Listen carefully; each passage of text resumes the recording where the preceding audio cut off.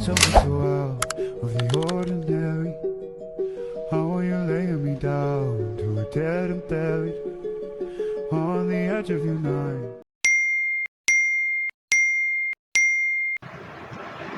Screw conveyor adalah jenis alat pemindah bahan dengan prinsip kerja menggunakan ulir. Alat ini biasanya ditemukan di berbagai sektor industri, pertanian, ataupun pengolahan. Prinsip kerja dari screw conveyor. Pertama, material masuk dan jatuh ke dalam truk. Motor dan gear reducer menggerakkan poros ulir yang mendorong material sepanjang saluran. Flight atau daun screw sebagai penggiring agar material bergerak searah sumbu hingga ke ujung. Hanger bearing ditempatkan di tengah untuk menopang poros yang panjang. Material akhir akan keluar pada outlet di ujung conveyor. Klasifikasi, karakteristik, dan aplikasi screw conveyor. Macam-macam screw conveyor dibedakan berdasarkan flight dan juga bentuk pitch-nya. Yang pertama, itu dimulai dari standar pitch screw. Memiliki pitch yang sama dengan diameter skrup, sehingga memberikan opsi yang serbaguna dan efektif untuk memindahkan material yang mengalir bebas atau sedikit lambat dalam instalasi horizontal, atau dengan kemiringan yang landai. Sistem conveyor ini umum digunakan dalam penanganan biji-bijian, pemrosesan industri, dan instalasi pengolahan air limbah, serta dikenal karena keandalan dan keseragaman aliran materialnya. Selanjutnya, ada short pitch screw conveyor.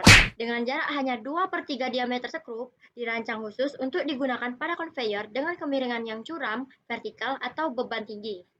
Jarak yang lebih pendek ini mencegah material terguling kembali atau terkadang disebut dengan pembilasan dan meningkatkan efisiensi saat menangani material kering yang mengalir bebas.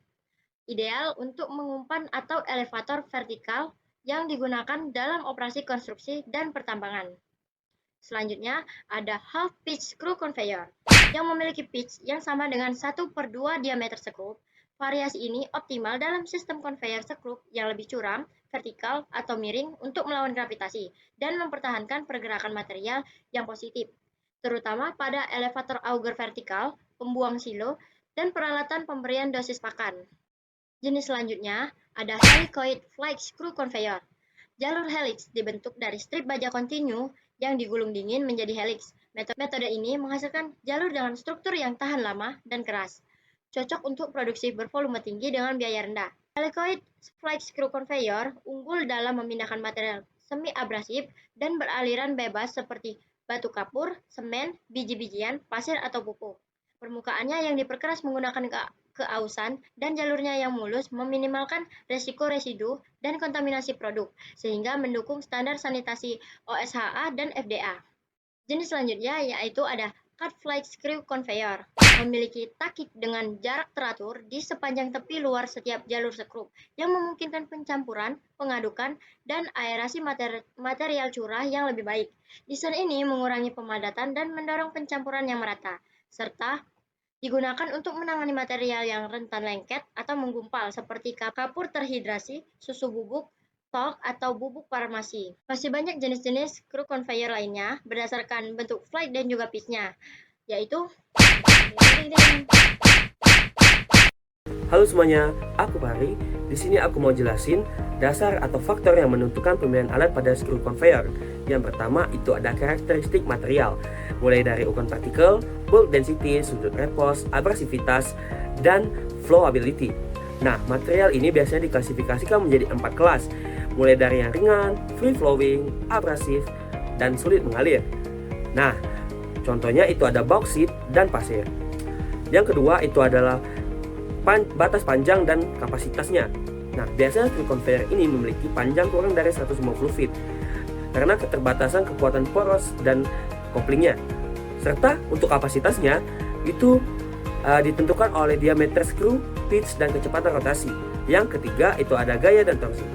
Dipengaruhi oleh faktor material, gesekan, serta desain bearing dan transmisinya.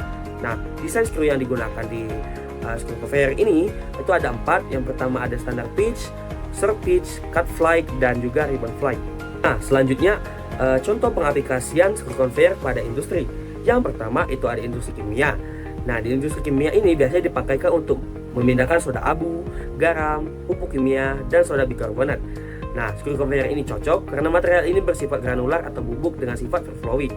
Yang kedua itu ada di industri makanan dan pertanian. Biasanya digunakan untuk transportasi tepung, gula, kopi bubuk, gandum, beras, sampai biji kakao. Dengan ribbon flight, skru juga berfungsi sebagai alat pencampur bahan kering. Nah, banyak ditemukan di pabrik makanan, pakan ternak, dan penggilingan gandum. Nah, yang ketiga itu industri semen dan mineral. Biasanya digunakan untuk memindahkan pasir, semen, kapur, dan batu bara halus. Karena materialnya yang bersifat abrasif, skru dilapisi bahan tahan aus. Umumnya dipakai untuk feeding hopper ke silo. Yang keempat, di industri limbah dan energi. Nah, dipakai untuk mengangkut abu boiler, fly ash, dan limbah padat semi viskos. Desain pedal atau ribbon screw ini memungkinkan material yang lengket bisa bergerak tanpa menyumbat. Nah, screw conveyor ini banyak dipakai di instalasi pengolahan limbah kota dan pabrik pembangkit listrik tenaga uap. Pertama, kita harus mengenali sifat dari material yang akan dipindahkan. Sifat-sifat penting seperti book density, sudut istirahat, ukuran partikel, abrasivitas, dan kohesi akan menentukan fill factor, tingkat keausan, dan juga pilihan material konstruksi. Untuk pengisian, biasanya kapasitas yang dianjurkan adalah sekitar 20 hingga 60% dari ruang antar lapisan tergantung jenis material. Selanjutnya, untuk kohesi dan perawatan.